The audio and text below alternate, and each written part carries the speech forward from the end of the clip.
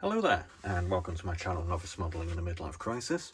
My name is Andy, and today we're going to be doing a sort of kit comparison review between my Airfix 1500 weight truck and 6-pounder gun, which was released in 1977, and my Italeri 1500 weight 135 CWT truck, which was released this year to celebrate commemorate D-Day 80 years.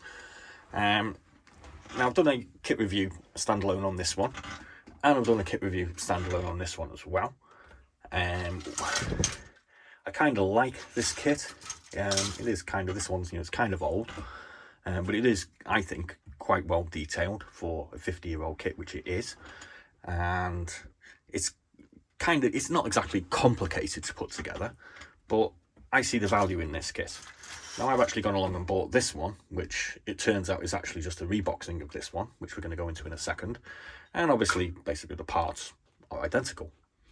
I can't actually say anything bad about this kit because I kind of like it. And I knew what I was getting when I bought it. I knew exactly that I was getting the same basic moulding or tool as this kit. So I can't go and complain about this or the quality of it because I know. But the question is, does everybody else know? So I think that's why I'm kind of doing this, because I kind of think it's a little bit cheeky, to be honest with you, of companies to do these sort of reboxings of molds or tools that are so old when there are other manufacturers producing sort of recent toolings of the same vehicle for basically the same price. So anyway, it's kind of a discussion. It's kind of sort of random, but hopefully you might kind of enjoy it. So I'm going to have a brief look at sort of the parts, because there's not really that much point because they are identical, the sprues. So as we can see, if I put these two sprues together here, like that. Oh no. There we go, like that. There we go. You can see they are identical. Here we have the chassis. Here we have the suspension springs. On this side, we've got the fuel tanks. So there's those ones. On this one, we have, let's turn it the right way. We have the cab roof.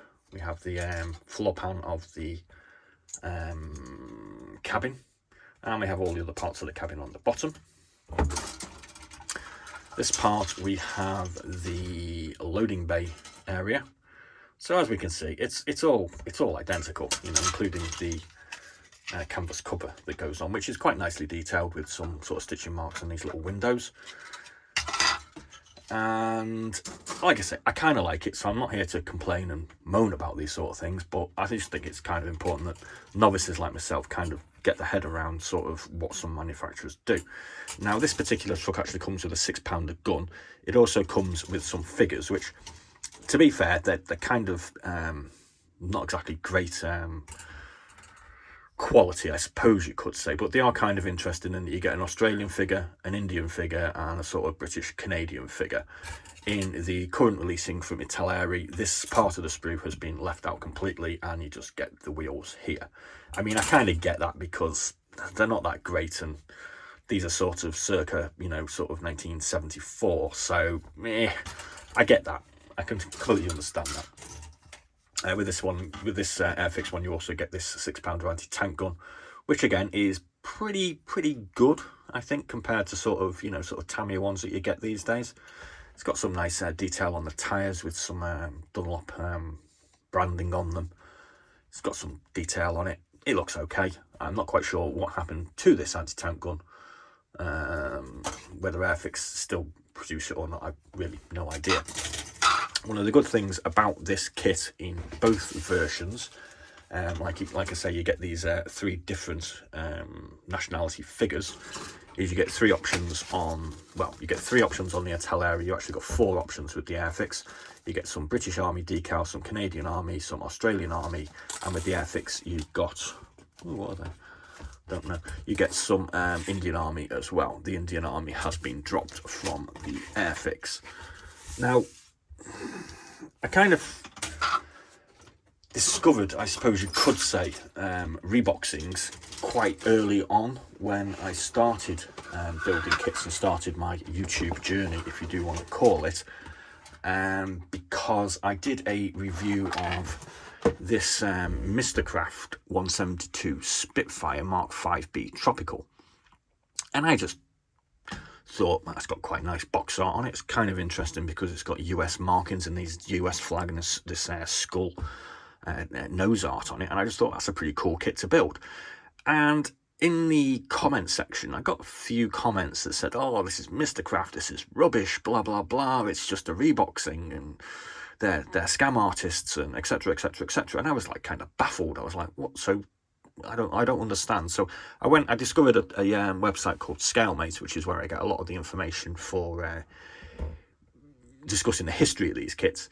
And I discovered that yes, actually what had happened was this was actually a reboxing of this kit, which is a Smir High Tech. This one was released in 2014, and this one was released in the 1990s with some photo etch parts included. And actually, this kit originated from a 1975 tooling by Heller, which is, again, they're all Spitfire Mark 5Bs. And I just kind of found this really, really interesting, but really kind of annoying, because you kind of get these new-looking kits that are actually really old, and they don't really go for a sort of that difference in price to sort of more new offerings by, you know, sort of like Edouard or something like that. There's a couple of quid difference, but obviously another Edouard kit is going to be a hell of a lot better than a 1970s Heller. So that was my first sort of inkling or introduction to the situation. I also find it kind of interesting as well that when I did a review of this, people sort of had a pop at me. And when I did a review of this, everyone went, ooh, a Smir, isn't that interesting? When they're basically the same damn thing. So what I kind of decided to do, and I'll try and put a link in the description bar for the video that I did sort of, I don't know, 6 months ago now, is I decided to create what I called a Frankenstein's monster, where I took half of the parts from this Smir High Tech, and I took half the parts from this Mr. Craft, and I put them together and built this. I was kind of in what I call my dirty dozen phase at the time, and I wasn't really paying an awful lot of attention to building them. They were just sort of practice mules, so I thought it'd be kind of like a fun experiment. And I hand painted this one, I think, with some sort of weird experimental sort of camouflage pattern, and as you can see, I haven't put any decals on it. It's lost its wheel, and it's kind of unfinished at the moment. But that's what I did, because I thought it was kind of interesting to see what would happen if you put parts from two different kits together. Now, maybe in the future, when I come to build either of these or both of these, I might do the same thing, because hell, they're both basically the same moulding or tool. Excuse me. So, I mean, there is a possibility to do another Frankenstein's monster out of these two trucks. Interesting. So anyway, I'm just going to go through the actual history of both these kits so we can basically assess their lineage, if you like, or their genealogy. And this kit was originally produced by a company in 1974 called Max Plastic Models. Don't know, never heard of them. And it was then taken in hand by Tomy, who I kind of had heard of, but I didn't realise they made plastic kits. In 1976-77, it was also produced by a company called Peerless Max. No idea whether that's a sort of relation to Max Plastic Models or not. And then in 1977, Airfix started producing this. And all these versions came with the 6-pounder. And obviously Airfix probably sort of produced this for a few years, took their money out of it, and then Italeri took it in hand in 1982. And at this point, we lost our 6-pounder anti-tank gun. Don't know where it went, don't know if it's still in production, don't know if it's still available, it just didn't come with the kit anymore. And then over the subsequent years, Italeri changed the box art of it. So they did that in 1996, 2007. In 2012, they added a Breda 20-65 anti-aircraft gun, which is kind of nice. And in 2024, we get this current offering, which is the D-Day 80 years commemorative version.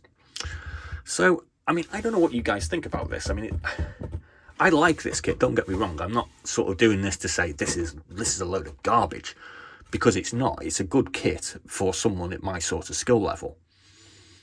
But it's 50 years old, and these are sort of branding it very recent, and it's kind of like saying, oh, here's a new kit, why don't you buy it? When it's actually the same as something that was produced 50 years ago. Now, surely a big company like Italeri, you would have thought, might have just, you know, still produced this kit and upgraded the moulding, still producing the vehicle, and chucking something slightly better quality out. But because obviously big brand, they don't have to do that. And I have noticed that there's quite a lot of Italeri and Tamiya sort of combination packs, and these generally seem to be, you know, sort of reboxings of each other. So I'm not quite sure whether Italeri and Tamiya actually are linked together financially or what.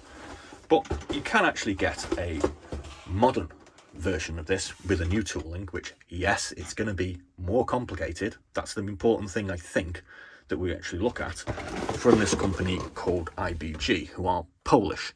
And again, this is a Chevrolet C15A personnel lorry, which is basically the same thing. You can see by the headlights and all that. It's slightly different, but, you know, that's the way it goes. And they're actually producing this and a whole variety of other models. Model lorries, of which I've got 1, 2, 3, 4, 5, 6. This is number 7. So I have a bit of a thing for trucks, obviously, because trucks are useful in dioramas. Not that I've produced any dioramas, and not that I've successfully completed a 135 kit. So what the hell do I know? But I'm just, like, you know, trying to figure these things out and learn stuff. So I'm going to do a standalone what's in a box on this kit over the next couple of days. And I'm going to do a kit comparison of these two kits, so as we can see exactly what you're getting for your money. Now,